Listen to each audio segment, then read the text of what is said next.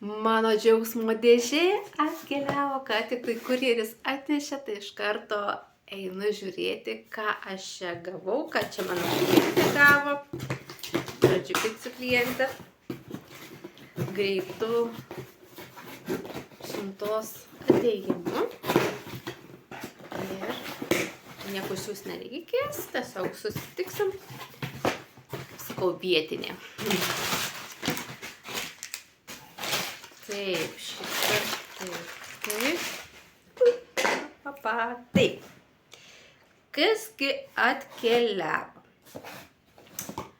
Klientė užsisakė mano rekomendacijas šampūną energizuojantį. Tai kažkada vis sakydavau, kad aš jau šios šampūno daugiau nenaudosiu, nes jis padeda man per greit auginti plaukus. Na taip, plaukai ataugo visai gražiai.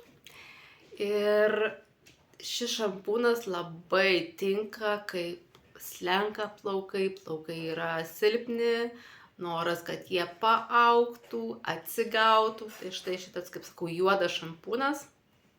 Trasa. Tai išbandys klientė. Mano skystas muilas baiginėjas, tai šį kartą pasėmiau ūdo ir rožių aromato. Labai man patinka šie muilai, labai gerai drėkina rankas ir skanus aromatas ir tiesiog skirtumas jaučiasi, jau kažkada kaip šio muilo nebebuvo prekyboje, buvo iššluota ir reikėjo ilgai laukti, išbandžiau kitos firmos. Labai jau meldžiausi, kad greičiau ateitų į prekybą, grįžtų šie muilai, nes skirtumas labai labai didelis. Taip, Omega guminukai mano atkeliavo. Pasipildysiu savo organizme. Ir rankų kaukė.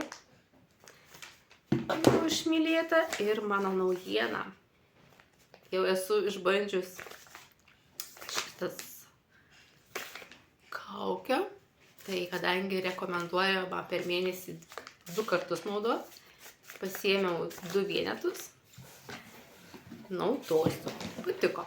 Tai štai, tokia mano siunta, mano ir klientės. Tai jeigu nori palepinti savo rankas, smakro ir viso šito veido kaukės, kad pastangrintų, sudrėkintų, pasirūpintų šią dalimi, Omega gaminukų, skysto muilo, iš tikrųjų kvapų yra pasirinkimas labai labai didelis.